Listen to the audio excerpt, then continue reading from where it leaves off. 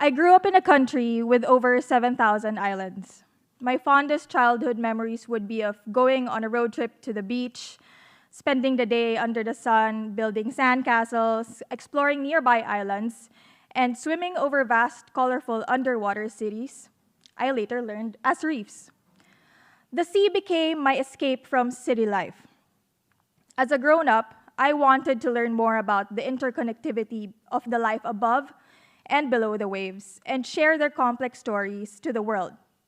One of the people I met as a reef researcher and journalist from the Philippines is Mangsito, an aquarium fisher who migrated from one island to another in pursuit of catching the most sought-after reef fish for the Western world to keep in glass cases. His life directly depended on the life that the reef brings.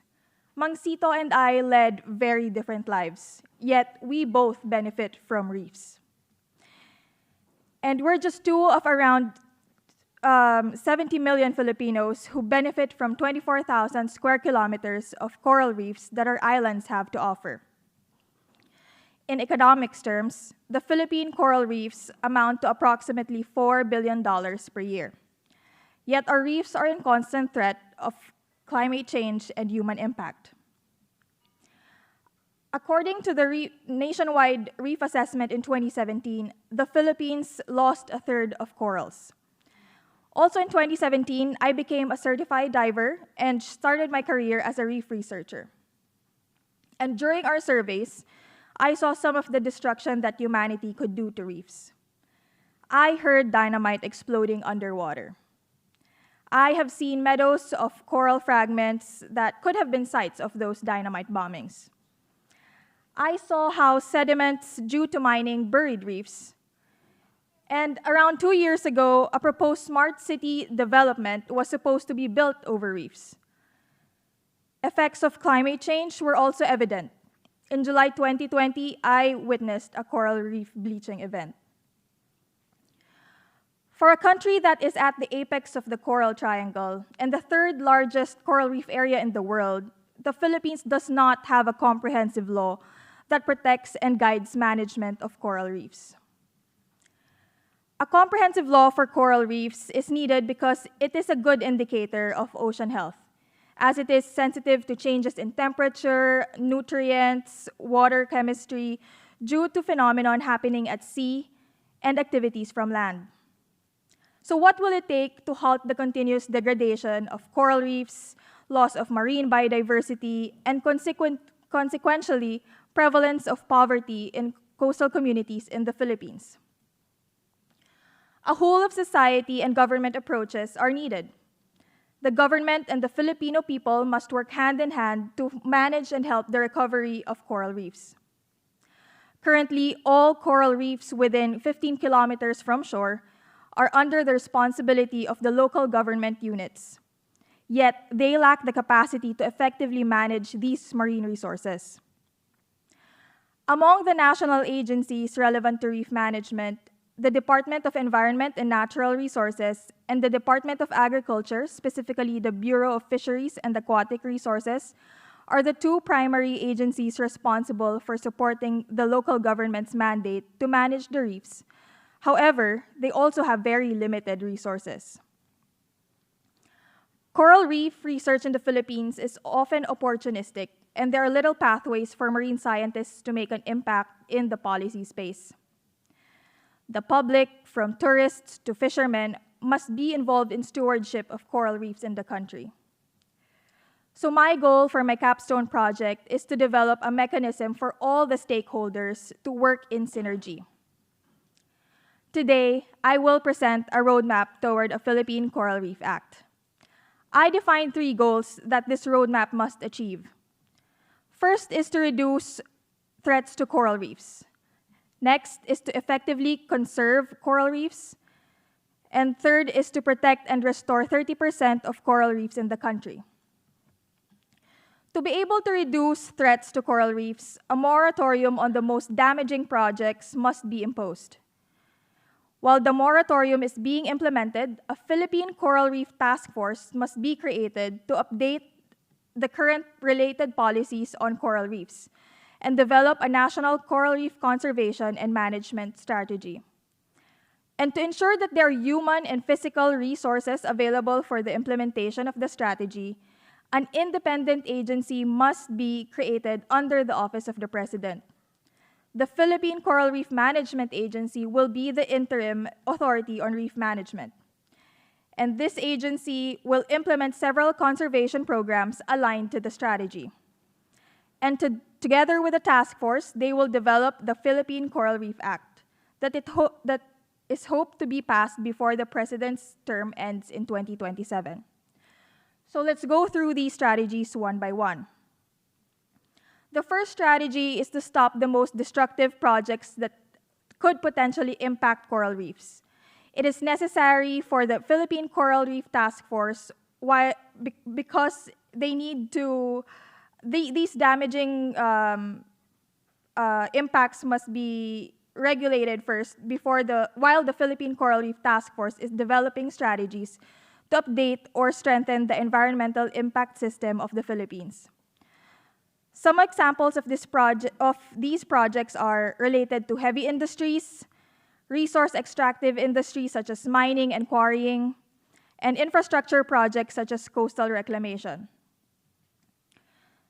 The next strategy is the creation of the Philippine Coral Reef Task Force. It is composed of secretaries or directors from all agencies with mandates to ensure the conservation of marine resources, specifically for coral reefs. In my project, I identified a total of 22 national agencies to be part of the task force. Their mission is to collaborate in developing the National Coral Reef Conservation and Recovery Strategy. The Philippine Coral Reef Management Agency is an interim authority on reef management while a proposed comprehensive law is being developed and lobbied. Here are the proposed key actions. First is to implement the National Coral Reef Mapping and Monitoring Program and maintenance of the Reef Information System.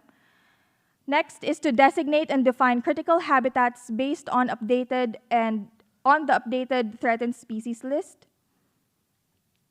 Next is to implement the Reef Literacy Program. And lastly is to implement the Local Coral Reef Conservation Grants Program and establish the Coral Reef Conservation Fund. To explain it further, I created this organizational chart. There are two main bureaus. The Reef Ecosystem Bureau, who is in charge of collecting, processing, and analyzing data needed for the Reef Management Planning and Development Bureau to apply in reef conservation efforts.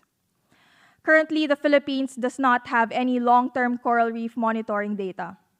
So it is the Reef Ecosystem Bureau's main function to implement the National Coral Reef Mapping and Monitoring Program.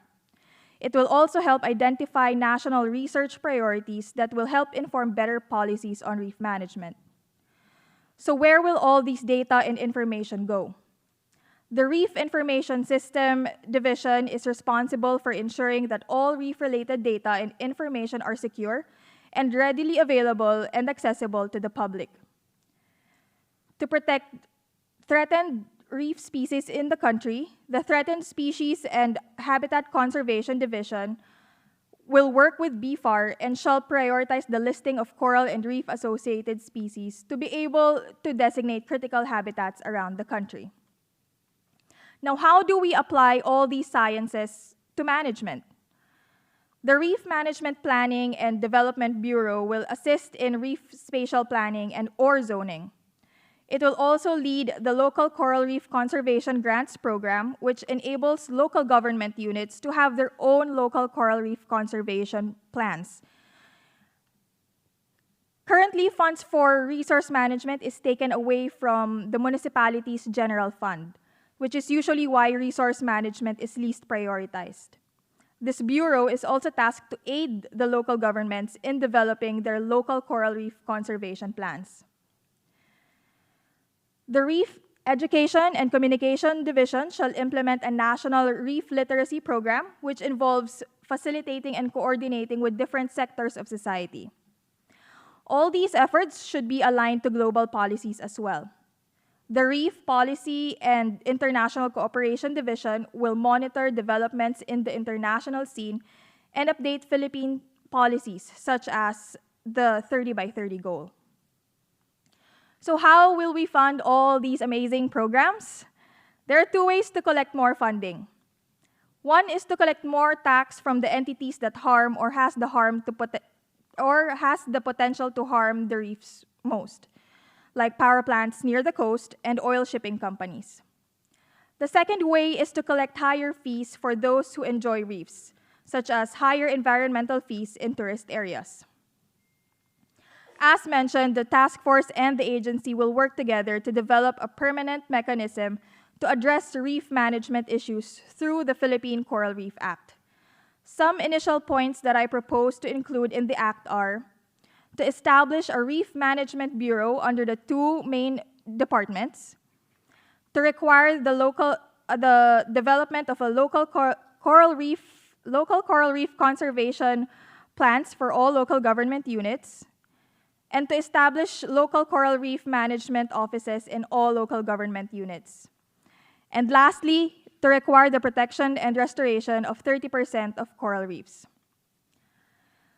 This capstone presentation is a quick preview of the proposed goals, strategies, and key actions. And if you want to learn more, scan the QR code to download the two-page infographic, and the report will be available through eScholarship.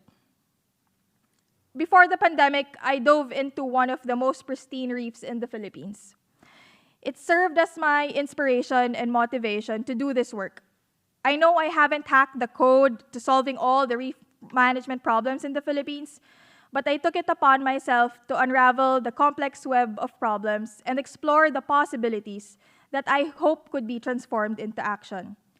The ultimate dream is to make reefs around the Philippines as vibrant and teeming with life again as this, and hopefully uplift the lives of Filipinos along the way. All these wouldn't be possible without the guidance and sharing of expertise from my capstone committee, Samantha Murray, Mark Jacobson, Sir Al Licuanan, Dr. Laura David, and Rocky Terona. Thank you to all my family and friends for always checking up on me, and MAS MBC cohort for keeping me sane all throughout this process. Thank you.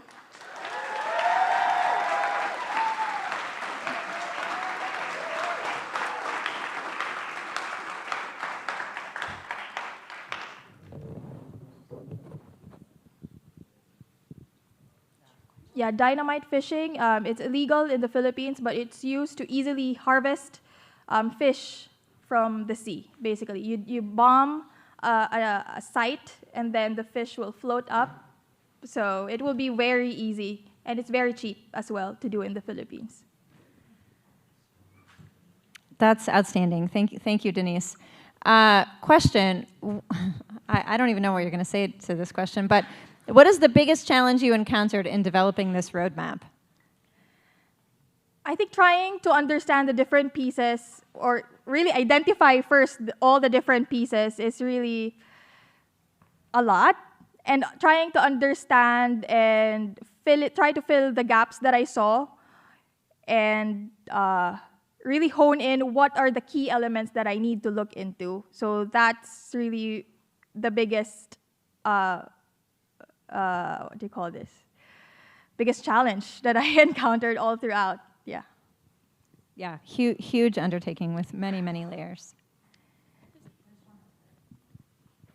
Hi, that was great. It was so cool to see what you've been up to. I know it was a lot of work, and it's beautiful. The graphics are incredible. You did an awesome job.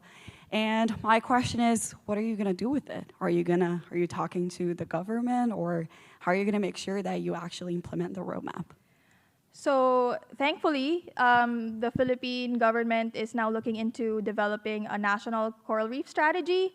So I hope that this could bring more insights on how they could go about it. So I'm in touch with the different bureaus already. I hope some of them are watching this capstone presentation. So yeah, I will return back to Manila this July, and I hope to collaborate with these government agencies and even advocacy groups. Thank you.